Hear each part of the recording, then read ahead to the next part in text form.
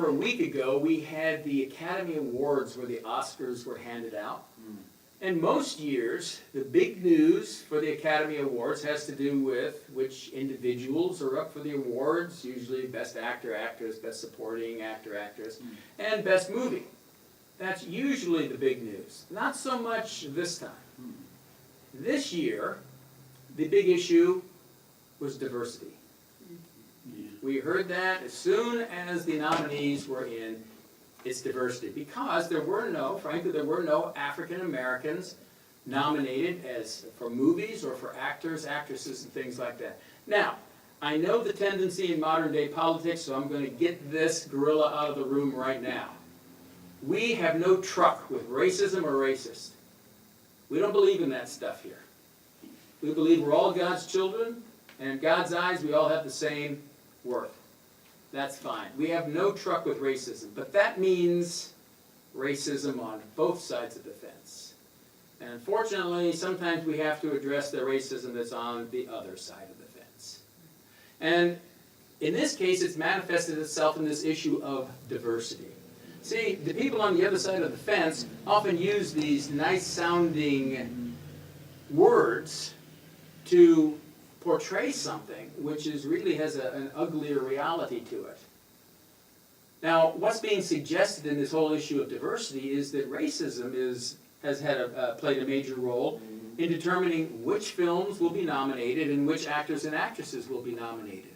And the fact that there were no African Americans this year is ipso facto evidence of racism. Of course, a couple years back, when there was a lot more from the African American community who were being nominated, that didn't seem to be so much of a concern of theirs. But this year it is. Well, there's no question there's still racism in America on both sides of the fence. There's no question there's racism throughout the world. That's something we're probably always going to have to deal with, unfortunately. But let's deal with it. And let's deal with it on both sides of the fence. Because white on black racism is bad. Black on white racism is equally bad. Any color or any other color racism is bad. And I'm afraid in this diversity issue, we're seeing some black on white racism manifesting itself. I don't think diversity is the issue. I think the real issue is supporting your own special interest and the careers that go along with that.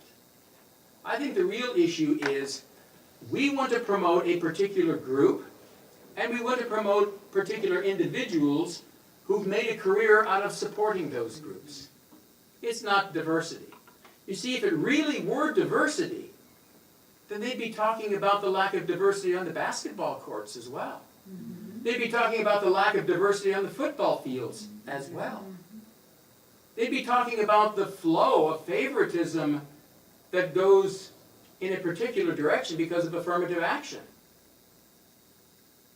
That is a lack of diversity. That is a lack of fairness. That is also a manifestation of racism.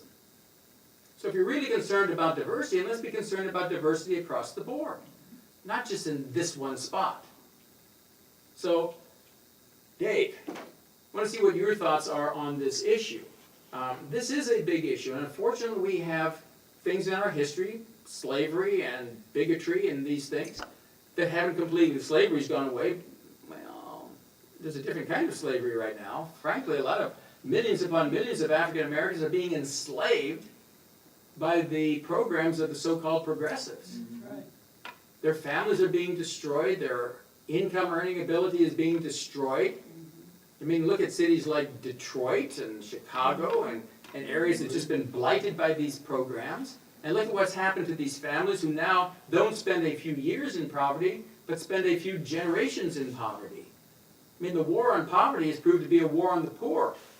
And our minorities are the worst victims of this. That's what should be outraging you. I'm outraged by it. So there is still a form of slavery. Bigotry still exists. There are bigoted people out there, no question about it. But this whole issue that has become so big about diversity and affirmative action, what do you think on that? What are your thoughts? And if just lay it out in general, then we'll get a little more specific. Well, I saw a quote attributed to Morgan Freeman. I like Morgan Freeman. I think he's an excellent actor. I think he's actually won a couple of those Academy Awards, if I'm not mistaken. And his quote, it was from an interview, and is basically, if we want to end racism, we have to stop talking about race. We have to stop saying, we have to stop referring to that person as a white man, that person as a black man. His comment was, I'll stop calling you a white man if you'll stop calling me a black man. When you think about that, that's pretty insightful. It's an issue because we keep it an issue. We maintain it an issue. Another great man said that he wanted his little children to be judged by the content of their character, not the color of their skin. Yep.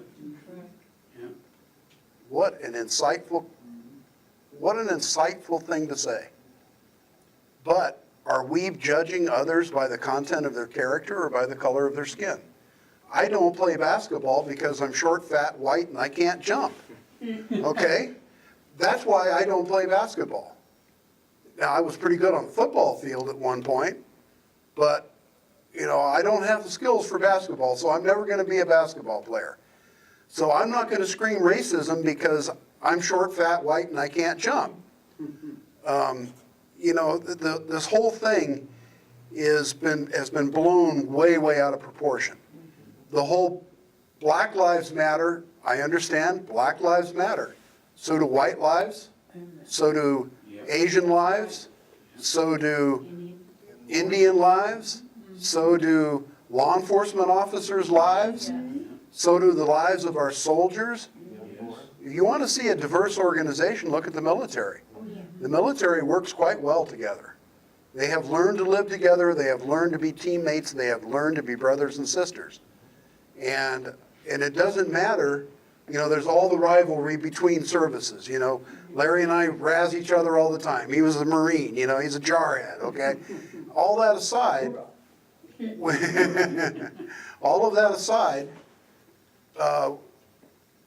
you're looking at organizations that have gone beyond that. Now, you look at what's happening in society today. Louis Farrakhan is asking for thousands of blacks to raise up and kill thousands of whites. And he's the one screaming racism.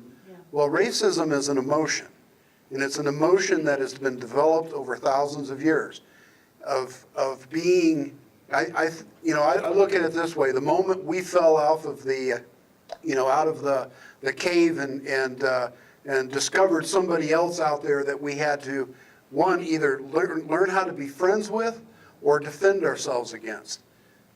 The emotions that come from racism and hate and distrust and dislike are natural reactions of humanity.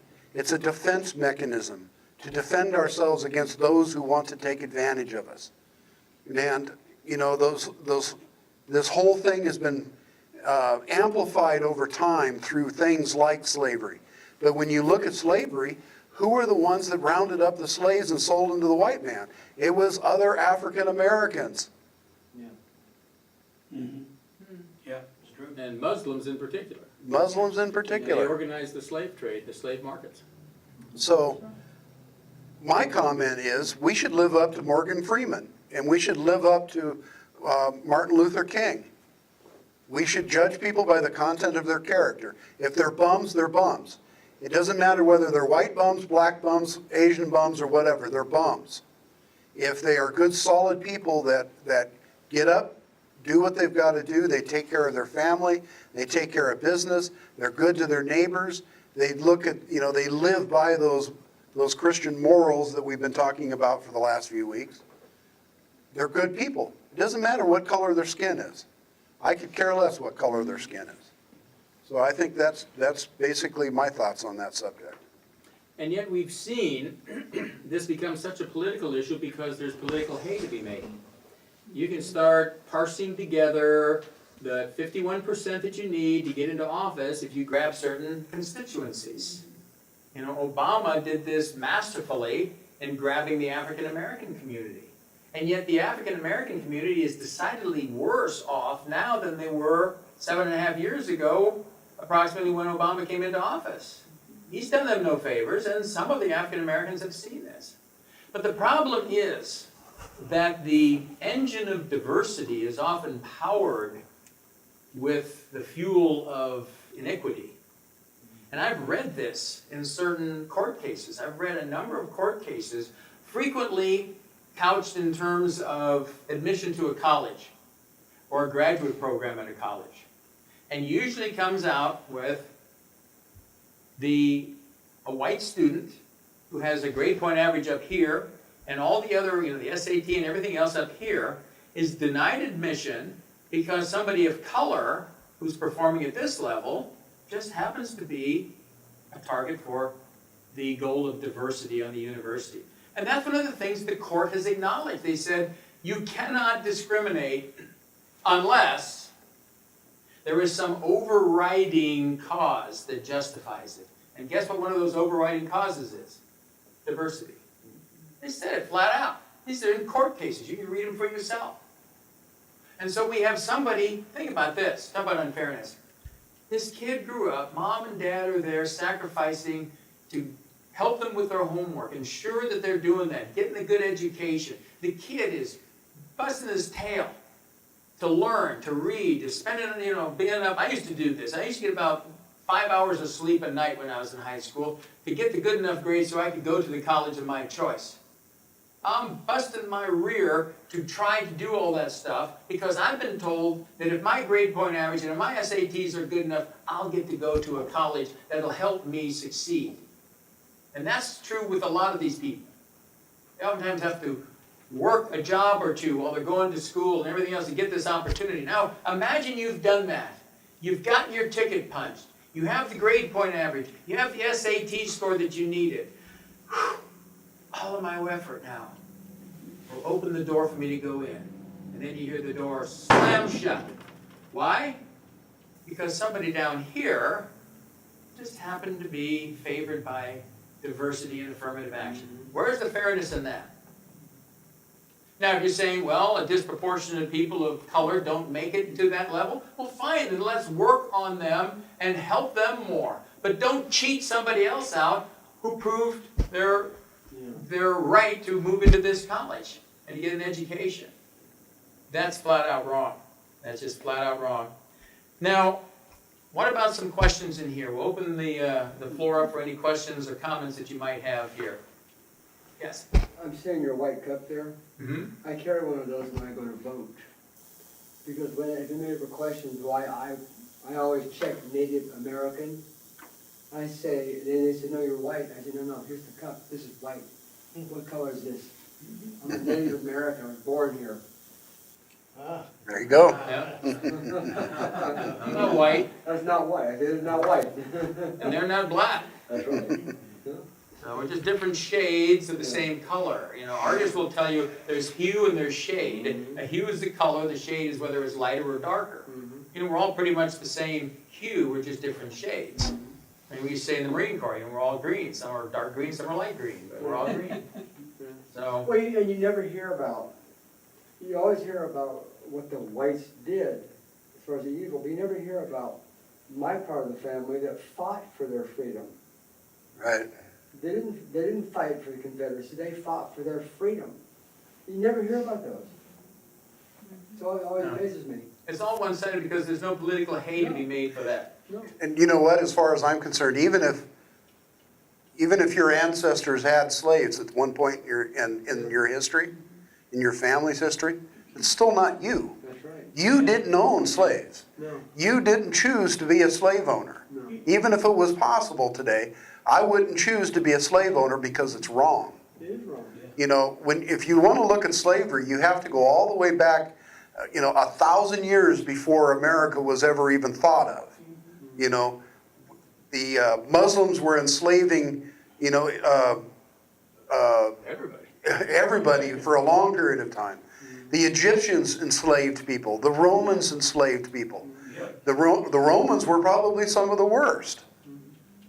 The Asian cultures had slaves. Egyptians did pretty good too. All of those cultures had slaves. That's part of history. It's not part of our history, though, because we weren't alive then. I have no white guilt because I'm white. I'm guilty about a lot of things. I feel guilty about a lot of things, but being white isn't one of them. Because, you know, you look at what the good that has come from our existence of being this great country that we are. Look at what we've done. We've freed thousands and thousands of people. Millions of people have had their freedom because of people that have fought and died Yeah. for them.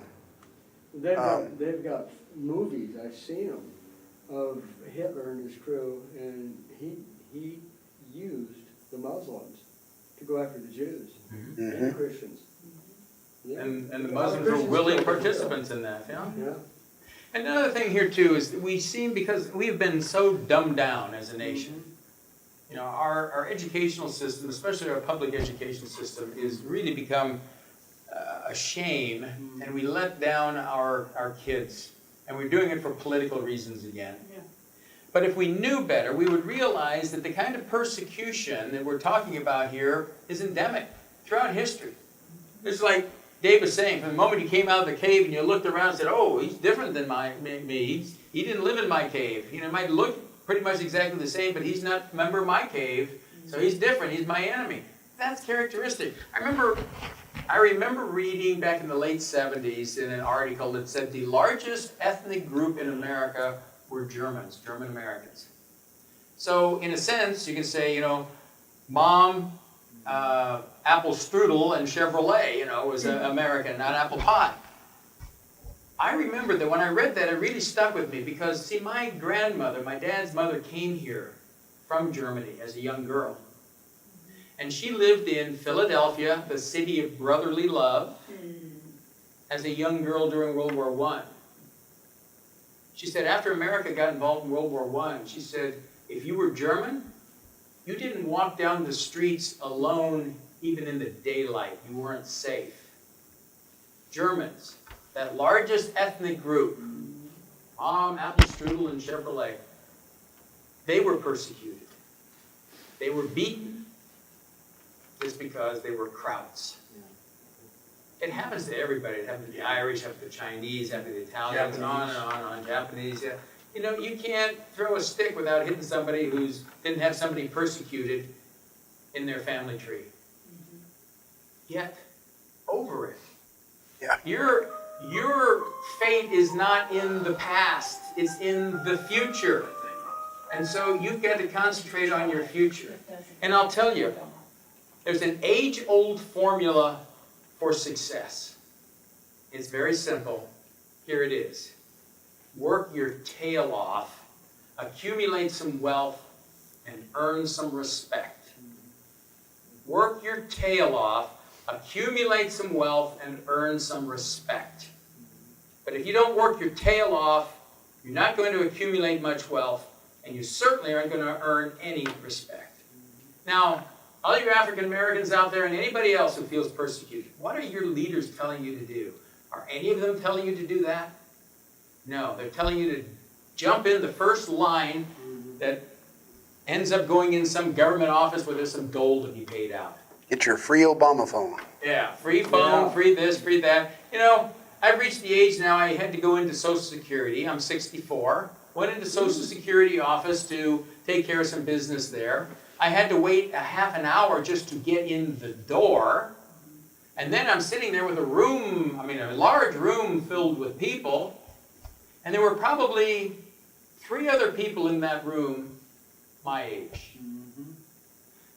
Many of the rest of them were young people trying to scarf up the freebies. There's no respect in that, and there's no future in that. And if your leaders are telling you that's what you need to do because Whitey owes it to you, they're betraying you.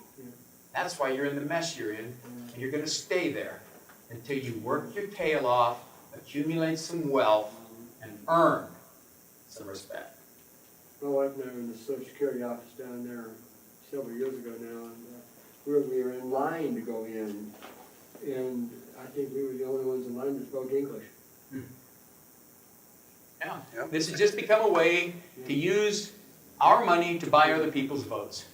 Again, what we talked about during the sermon today, the transfer of wealth from the private sector to the public sector, where they can control it and use it for their ends.